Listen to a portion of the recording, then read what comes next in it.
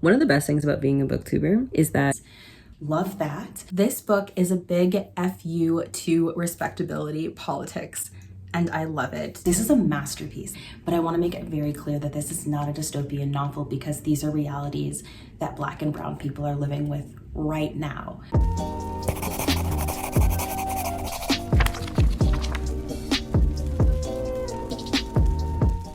Good morning, cuties and patooties. So, woke up at 2 a.m. like a demon and could not get back to sleep. So I decided to start the audiobook for Goliath. And I stayed up until I think it was like 6 a.m. listening to it before I passed out.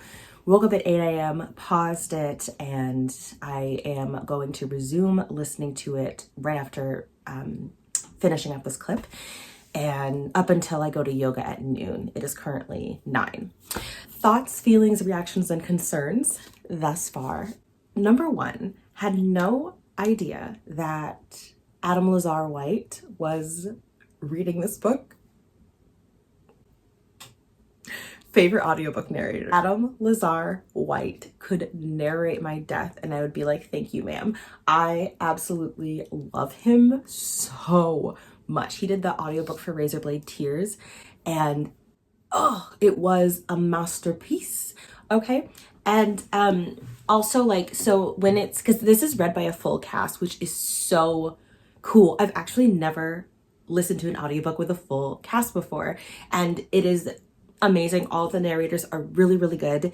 And when it comes to Adam's parts though, I put the book on regular speed because he is like him and Emily Wu Zeller are like the only people who I won't speed up. Like I could listen to them sing in the language of the cows. As far as the actual book goes, the world building is exquisite. This is some really intense world building. You really, just all of the details about the technology and the way that human beings have adapted to survive in radiation is so smart. It is so creative and lavish and just very intelligent, and I'm having a blast. I am having a blast. Tochi Onyebuchi does it again, and this is his best writing. Like, I feel very confident in saying that Goliath is his best writing. He put his foot in this. He put his heart and soul in this. The writing is gorgeous. It is technical and beautiful and descriptive, and it just evokes all of this imagery. It's amazing. Like, he knew what he was doing. And yeah, I know this is gonna be like, this might be my favorite over Riot Baby, but like I said, we are only 4 hours into the audio, and I think it's like a 10-hour audiobook, something like that. So of course this is set in the year 2050, and this is about wealthy people who have gotten to leave the earth, and this is about what happens to the Black people who are left behind and how they're trying to adapt within their own neighborhoods and their lives in order to survive while gentrification is somehow still an issue. And it's just really, really good. It's also very gritty. There's a lot of really intense language that we don't normally see from Tochi Onyebuchi. So that's all I'm going to say so far about Goliath. I am going to go back to listening to this audiobook and do some journaling. I'm going to work on my booktube journal. I wish I could get ready for the day, but I don't want to put on a full face and then go to yoga, you know. Yeah, that's going to do it for this update, and I will check in with you later. Hello cuties, wanted to pop on and give an update for Goliath. This book is a big FU to respectability politics, and I love it. Tochi Onyebuchi is no holds barred. He's not afraid of offending people by presenting this particular image of Blackness, and I love to see it. I love that he clearly wrote this book for a very specific type of Black person, a type of Black person that isn't often centered in literature, especially literature that has crossed over into like popular, right? Literature that white readers are also reading, literature that is being placed on front tables at Barnes and Noble. And it's really, really cool to see that. And I just love it. I absolutely love it. So thus far, now we're at the point where characters are finally meeting, because throughout the book you're following many different characters. It's a full cast of characters. And initially I was like, are these characters ever going to meet? Are their lives ever going to intersect? And it's finally happening. It was done so smoothly, so masterfully. I'm just so impressed. Goliath has the ability to eclipse Riot Baby, which says a lot because Riot Baby is my heart and soul. So as of right now, I am about to have dinner. I just had a beautiful late night coffee sesh with my friend Kari, who is just like my heart and soul. We talked about the book that I'm working on and we talked about martial arts. It just was so good. And I'm going to continue to sink into this book. It is so immersive. Like, I know I've already talked about the world building, but it truly is something else. The world building is like just none that I've ever seen before. And we just had this bit where there was just like a group of Black people talking about the role of spades in Black lives and Black culture, and it was so dope to see. It was done in such a beautiful way, and it was nice to like have this moment where there was Black joy being centered, because there's a lot of trauma in this book. And one thing that is really interesting and important in this book is that you get the representation of poverty tours. And so poverty tours, for those of you who are not aware, is essentially when a group of white people get on a bus or a trolley or whatever, and they tour ghettos in the inner city in New York City. This doesn't just happen in New York City, but unfortunately, this happens a lot in New York, specifically the Bronx, where my family is from. And you'll just have these people who just drive, you know, and they have a fucking tour guide, and the tour guide is like explaining to them, like the people in the hood are just like animals in a zoo. So literally talking about them as if they're not there watching the whole tour take place. And it's just a way for wealthy and privileged folk to survey and taste test life in the hood in a way that's safe and comfortable for them. And it's a really gross practice. And this practice has been taken into the future.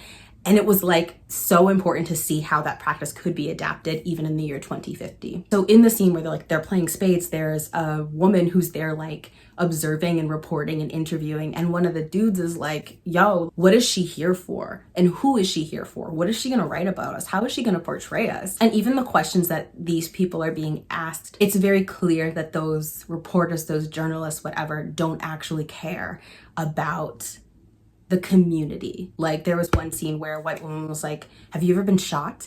But she said it in a way that was like exciting and like really interested versus like with actual concern. You know what I mean? And it's just such great commentary on the exploitation and the fetishization of Black trauma and Black poverty. It's just, the book is brilliant. The book is brilliant. It is hard to understand the tech at times because it is so technical. Reading it physically, if you are like me who kind of struggles with science fiction audibly, would be really, really good. But I just kind of go back and replay, and I have no problem doing that because the audiobook is so delicious. Yeah, that's gonna do it for this update. I'll talk to you later. Hi cuties. So I'm sitting here with my mud water, which is my coffee replacement drink, and it's amazing. Akasha is, come here. Where are you going? Come here. Hello, puppy. Yes, Akasha, who's your good girl? Who's your good girl? Akasha's doing her thing. It is cloudy, rainy, but somehow 80 degrees. Love that. And I am an hour away from completing Goliath. I'm listening to the audiobook, which is amazing. Like I said, it has a full cast, and I have learned that I'm not a huge fan of the full cast thing, because having different narrators actually pulls me out of the story. Are any of you like that? I'm still really enjoying the audiobook, and it's a really good audiobook. Like, all the narrators are fantastic. But yeah, I think I would much prefer the whole story be narrated by Adam Lazar White, but maybe I'm just biased because I'm so obsessed with his voice. And I'm stalling so that I don't have to talk about Goliath, because there have been so many times where the writing was so profound, I was moved almost to tears. Just like, there were so many times where I would just stop in the middle of what I was doing, you know, the kitchen, putting on makeup, like walking Akasha, and I just would be spellbound by Tochi Onyebuchi's writing.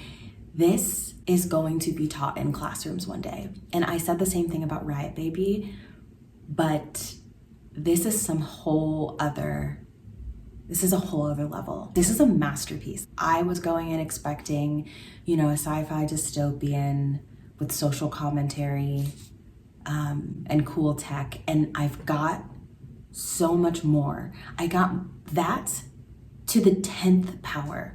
Like, it's just brilliant. Like, one of our protagonists is a mentally ill Black academic who went to Yale, and he finds himself in prison around age 30 because he's in the wrong place, wrong time.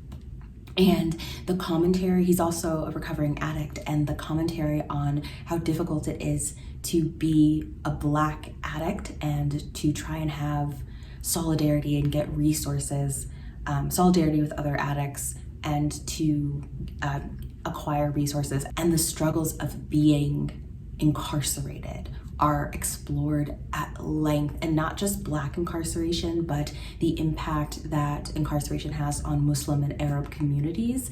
And like, it's so amazing. And you come to care about all of these characters. I mean, except for the ones that are racist, there are perspectives from like outright racist people in this book. And the world building is exquisite. Like, the way that Tochi Onyebuchi talks about white flight, but takes it into space. And so essentially this book is kind of like an imagining of how white flight will carry into the future. You know, it'll be the wealthy people and the class privileged, the non-BIPOC folk who flee the devastation of the earth because they have the resources to do so and come back once earth is suitable for them. And, you know, literally just leaving people in marginalized groups to suffer on earth. And they are being put into labor camps. So you see the return of slavery. You see the country regress so very quickly in its politics, and racism takes itself to whole new heights and forms. And on top of that, the writing is so humanistic, and just the way he writes about basic human things like love and family and culture and just the little things, playing a game of spades with your homies, and spades culture and the role of shooting the shit in Black culture. It feels so alive. This is described as an epic ode to the future, and that is absolutely 100% exactly what this is.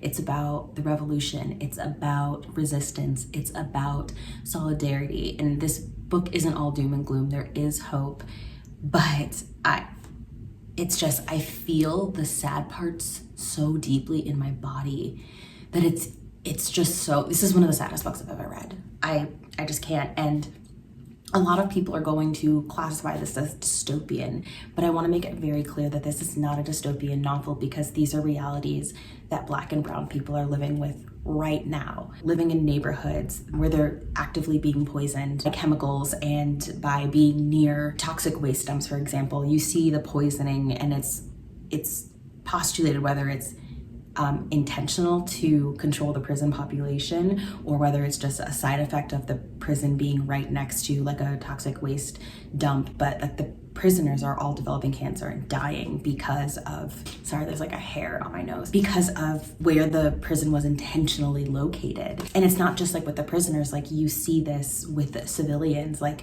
the rate of Black children getting asthma, I think, is like 8 times higher than white children, and it's because of the neighborhoods that a lot of Black kids have to live in. And Black people are suffering that right now. Black and brown people are suffering that right now. Native people are still fighting for the right to drink clean water on their own land. And so I would heavily push back on anybody who's calling this a dystopian, because as Tochi Onyebuchi once said, dystopian for whom? Because these are the realities of Black and brown people every single day in this world. The way it talks about environmental justice issues as they intersect with race in a way that I'm not able to do because I don't have the language. But that's why, like, if you've been on this channel for more than 5 minutes, you'll know that How Beautiful We Were by Imbolo Mbwe is one of my favorite books, and I'm constantly talking about it. And that's a literary fiction book that centers around issues of people in certain African villages being pretty much intentionally poisoned to death so that white American companies can come and drill on their land for oil. And eventually, basically it causes cancer and defects and poisons the water supply, poisons the land. And this is something that happens every single day. So the oil has negative impacts on marginalized communities outside of the US. And it's just like getting people, it means so much, those of you who did pick up that book, because it's something that just isn't talked about. And I wish the book community was more focused on environmental justice issues, especially as because there is like fiction that's really, really good that still has social commentary on environmental justice. So if you have any recommendations for environmental justice fiction books, please leave them in the comment section down below, either for me or for other readers who are also looking for some environmental justice fiction. And I'm also filming this on Earth Day, which is pretty nice. That was a big rant. I'm so glad that I bought the signed copy. I know that this is going to be one of my favorite books of the year, easily. What's up, cuties? Y'all are getting casual, messy, Jessie today. And I'm actually in the process of editing this Goliath vlog. One of the best things about being a booktuber is that you get to re-experience a book when you edit your videos. I love that. I'll say things about books that I just like totally forgot, and it sounded so Minnesotan. I need to get the fuck out of here. Obviously, this book was 5 out of 5 stars. I have not a single shred of criticism. It is so many things. It's a sad book for those of you who really, really love like books that will make you cry. It's sci-fi, amazing tech. It is environmental, like disaster, like the 5th season kind of thing. It is great storytelling. It's Black girl magic. It's Black joy. It's great. The social commentary. Like I said, this book is gonna get taught in classrooms one day. I promise you. It's great. It's really, really good. I don't know why I made that face. Like, what is going on? Yeah, so thank you for checking out this cute little book diary. I need to do more of these. They're so fun. They're so much fun. But if you want to check out more of my Black girl magic vlogs, do that. Check out the last ones if you haven't seen them. This is my series where I talk about Black science fiction and fantasy, focusing on girls usually. But yeah. So if you want some of my cute, fluffy, pretty vlogs in addition to all of this fun social commentary on these books, definitely check out that playlist. It's been real.